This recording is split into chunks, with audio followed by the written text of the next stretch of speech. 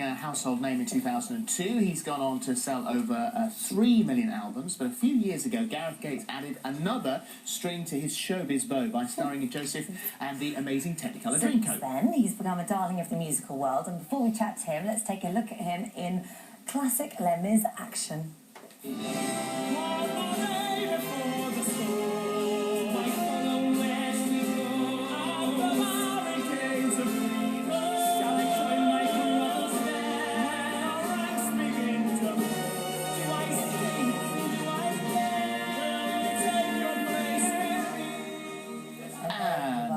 Look at that.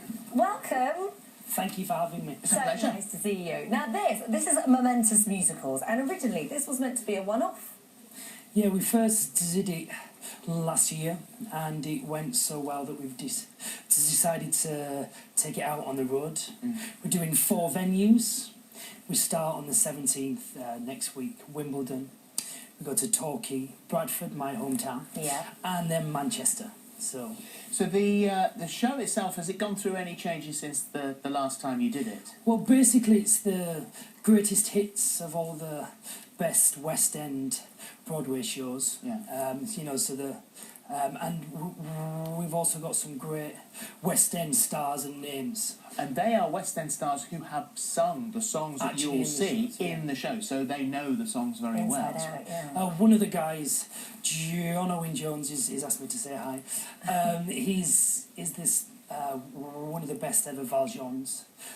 He's also played Phantom in Phantom of the Opera. Yeah. Wow. And I work with him in Les Mis, so it's great to be working with him again. So what are you going to be singing? What are you singing? Well, I've done shows like Les Mis, Joseph, Legally Blonde, and so, you know, therefore I'll be singing songs from those shows, but, you know, songs that I love as well. Miss Saigon, you know, those types of classic musicals. So. Well, you recently did Boogie Nights, and this was with the Osmonds. Yeah, and well, working with legends like the Osmonds was great.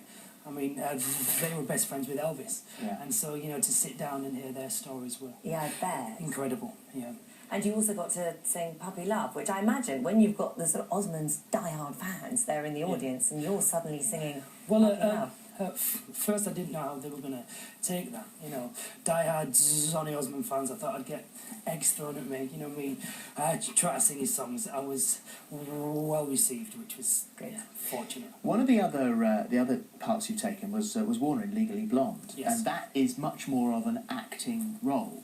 Yeah. And the nation has, you know, sort of lived with you through the therapy that you've had, vocal speech therapy, and you say that it goes in, you know, you have good days and you have bad days. Sure. How do you? Because I know that singing, it goes away. Yes. It miraculously disappears. Well, how do you act? Acting's very much the same. I learn the script, I practice, and, you know, I'm part of a speech therapy program called the Maguire program, and, you know, I have terrible days still. I have great days, and, you know, it's about how I apply myself and how much work I put in, you know. But acting is kind of different, and, you know, when I was in Legally Blonde I was playing Warner, so I'm not me, and that often helps. Speaking in an accent often helps as well. We had an American accent for that, didn't you? Yeah.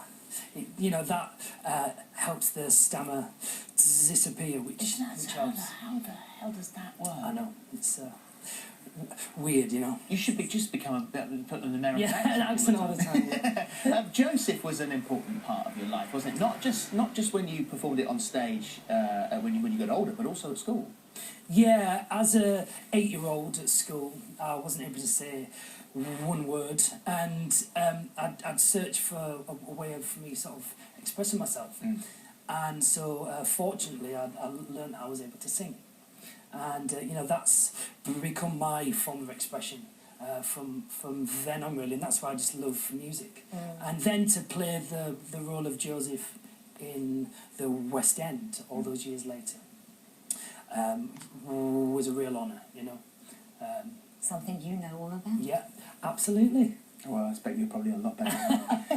All the best. What about Missy? Because is she 4 years old now? 4 now, yeah. She's showing any signs of following in your footsteps? Absolutely. I don't have a choice with that. She's all She's singing, so all beautiful, dancing. your daughter. Yeah, she is. I'm Yummy. picking her up from dancing at 4 o'clock. So, Are you? Yeah. So she really is taking it seriously. Oh, yes, yeah. And what about the music? Because you, obviously we know the sort of musical side of things, but you're starting a new album, aren't you? Well, I have spent the last 4 or 5 years in theatre. And, you know, when you spend that long away from being a recording artist, you start to miss it. Yeah. And so I've started to write a brand new album now. Just finished a tour of the UK with that. And, so hopefully by the end of the year I should have a brand new album. I will look forward to that. You have to come in and sing something from it. Yeah, you must. Yeah, you must. You're always welcome. Momentous Musicals is what we are talking about, and as you so eloquently gave us the dates earlier on, I won't bother with all of those, just to say that it starts at New Wimbledon Theatre on the 17th of July, and then goes through Torquay, Bradford and Manchester, and all the details will be on our website. And thank you. Thank you. Lovely to see you. Thank you. Thank you for having me. It's a pleasure. Right at the end I start to stand.